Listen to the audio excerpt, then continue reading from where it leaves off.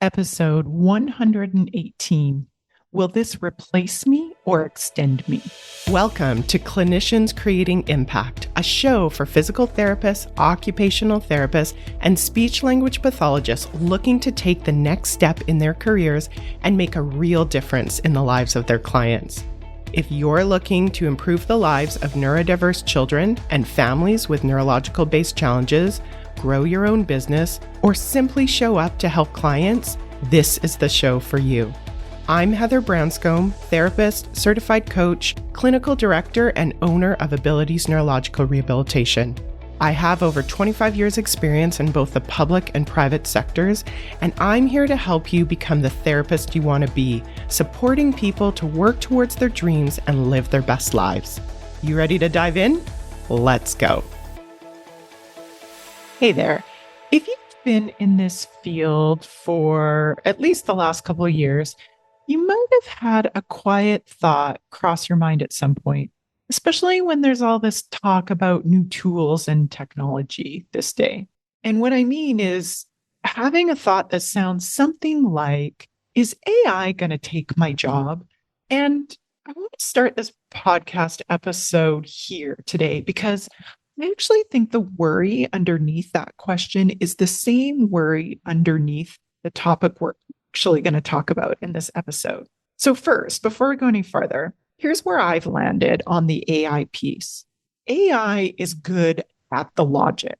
And when it carries some of the logic and the repetitive pieces of our work, it actually has the opportunity to free us up to bring more of the only thing that we can bring, which is the humanity. It's the relationship. It's the human in front of the human. So far, so good, right? This is why I'm not actually fearful of AI in our industry. But then if you think about it a little further, something interesting happens when we start talking about bringing a rehabilitation assistant onto your caseload. Because now it's not a machine, it's another human. And then that same worry can quietly change shape. It becomes, if my value is the human part and you're adding another human, are you taking the human part away from me too? So I wanted to just name that and say that I get that fear. And I want to be honest about a myth that I actually carried for a long time. When I started Abilities almost 20 years ago, I assumed that all things being equal, a client would always rather see the therapist than the rehab assistant, especially if they had been the same cost in a private practice situation. But what I actually learned over years of doing this is that it never really was about the credential. It's actually about the relationship that the clinician holds. And that relationship is the one thing that does not transfer when you transfer function. It actually stays with you. So using a rehabilitation assistant doesn't divide your humanity. It actually extends your reach while the relationship stays anchored exactly where it belongs. So that's the foundation of everything I want to talk about today, because the real buy-in of using assistants in your practice was never really about compliance. It's about confidence. Confidence that this change serves your growth and not just somebody's bottom line. So let's stay with that word for a second, shall we? Buy-in. Now, when leaders typically talk about clinician buy-in, they often mean something closer to compliance. You'll hear something like, did the team go along with it? Did everyone stop pushing back? And I understand why, because from the outside, those two things can look the same. But we both know that that's not actually the same thing. And if you are the clinician, you can feel that difference in your body. Compliance is doing the thing because you were asked to, or told to, or forced to because you're in an employee-employer relationship. Buy-in is doing the same thing because you can see how it serves you. And I want to name something else for any leaders listening and for the clinicians in public practice too, because I want to say this isn't just a private practice conversation. When we bring in rehabilitation assistants, there's a version of this that can sound like just doing more with less, clearing the wait list, stretching the budget, And clinicians can smell that version from a long way off. That's the version that produces both simple compliance and the quiet resentment underneath it. The version that I'm actually interested in is the one where leverage actually serves the clinician's growth. Where integrating a rehabilitation assistant is not something done to your practice, it's something that expands what your practice can hold. That's the reframe. Buy-in is not you surrendering to the change, it's you gaining confidence that the change is on your side. The truth is, in my experience, you cannot talk somebody into that confidence. That's something that you build, and you build it with three things. Those three things are trust, transparency, and compensation alignment. So let's take them one at a time. So trust comes first because nothing else works without it. And for a newer clinician or someone in their first few years, this is the biggest one because your license still feels new. It feels fragile. And now you're being asked to let someone else carry that part of the work that your name is attached to. That's a real thing to feel. And I don't want to wave that away. But here's the shift that I want to offer. You don't have to trust blindly, and you don't have to trust on the basis of personality. You're not being asked to simply hope a rehabilitation assistant is good, especially not in the right system. You're being asked to trust a system. So, in a system that's designed to foster trust, there's training. There's a defined scope of what a rehabilitation assistant does and doesn't do. There's a supervision rhythm. So you're not sending work off into a void and hoping it all works out. The trust is not in one person being impressive. The trust is in the structure that holds everyone. And I'll tell you something that I am working towards all the time. Ease is evidence. So if the integration feels chaotic, if you feel like you're constantly cleaning up or bracing for something, that's not a sign that you are bad at this. And it's not a sign that the rehabilitation assistant is the problem. It's just data. It's telling you the structure needs attention.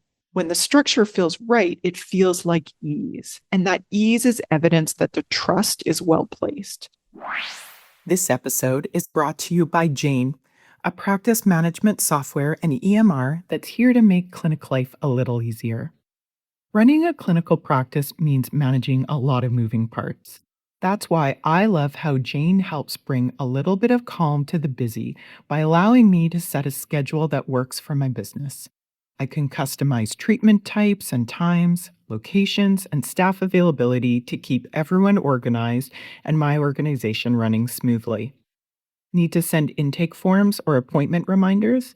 Jane can automate those too, helping clients show up prepared and on time. And when it's time to pay, it's all taken care of. No extra card swipes or billing cleanup later.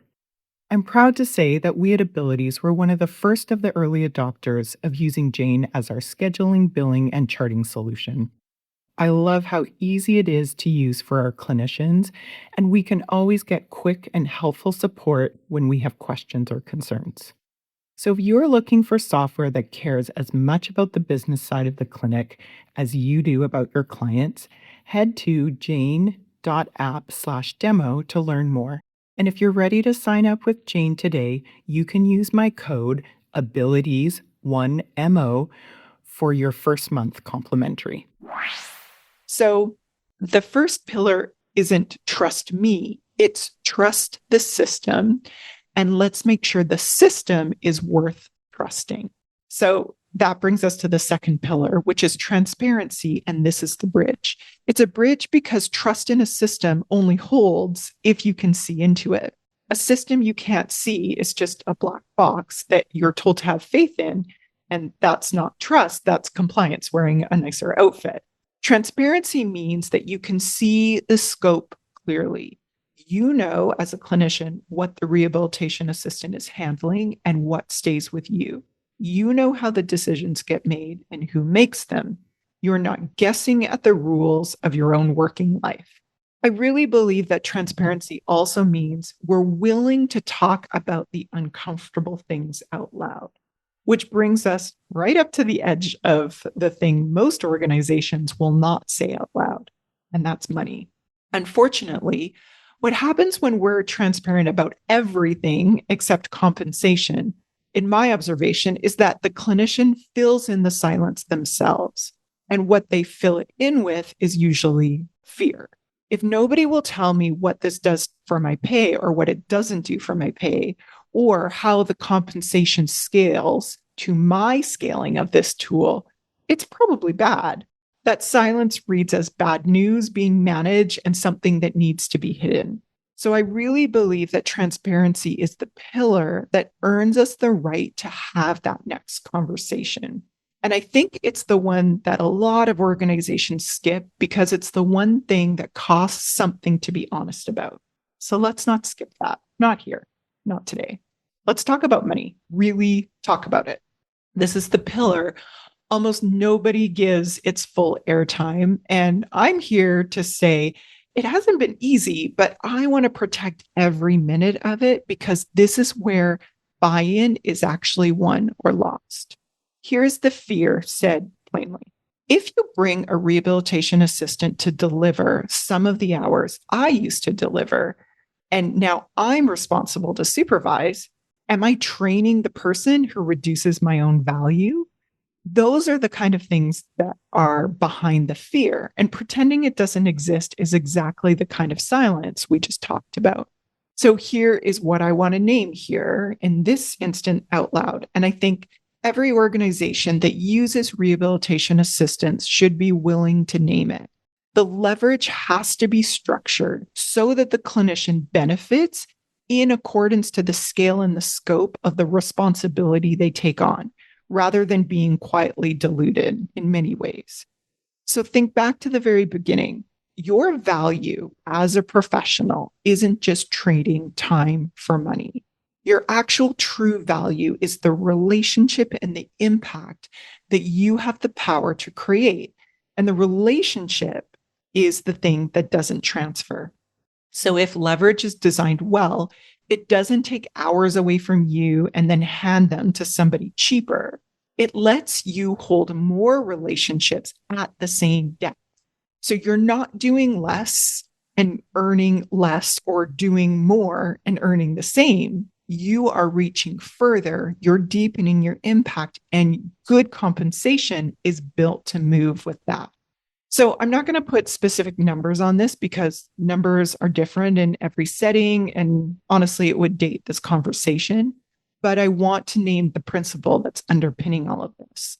When the billing and the wage are designed together on purpose as values the scale and scope of responsibility that the clinician brings to the table when the clinician is not competing with the rehabilitation for a shrinking piece.